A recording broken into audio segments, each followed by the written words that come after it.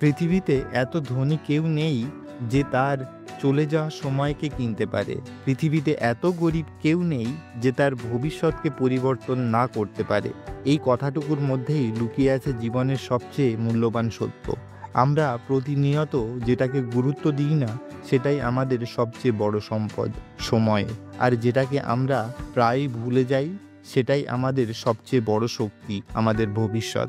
অনেকে ভাবে ধনী হলে সব কিছুই সম্ভব, অথচ বাস্তবতা বলছে ধন সম্পত্তি দিয়ে তুমি হয়তো সেরা গাড়ি কিনতে পারো, বিলাসবহুল বাড়ি বানাতে পারো, কিন্তু 1 মিনিট আগের মুহূর্তকে তুমি কোনোভাবেই ফিরে পাবে না।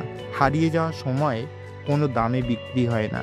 সে জায়গায় একজন সাধারণ গরিব মানুষও যদি সময়ের মূল্য বোঝে, নিজেকে গড়ে তোলার সংকল্প করে, তাহলে সেই মানুষটি একদিন নিজের ভাগ্য বদলে দিতে পারে। ভবিষ্যৎ কখনোই সম্পদ দেখে না, দেখে পরিশ্রম, আত্মবিশ্বাস আর চেষ্টার ধারাবাহিকতা। আমরা অনেক সময় নিজেদের সীমাবদ্ধতা নিয়ে দুঃখ করি, ভাবি আমরা যদি তার মতো টাকা থাকতো, আমার যদি সুযোগ থাকতো। কিন্তু বাস্তবতা হলো সবার কাছেই প্রতিদিন 24 ঘন্টা সময় থাকে।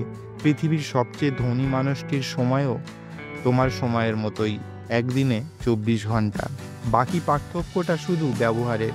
তুমি কিভাবে সময়টাকে কাজে লাগাচ্ছ, সেটাই নির্ধারণ করে তুমি কোথায় পৌঁছাবে।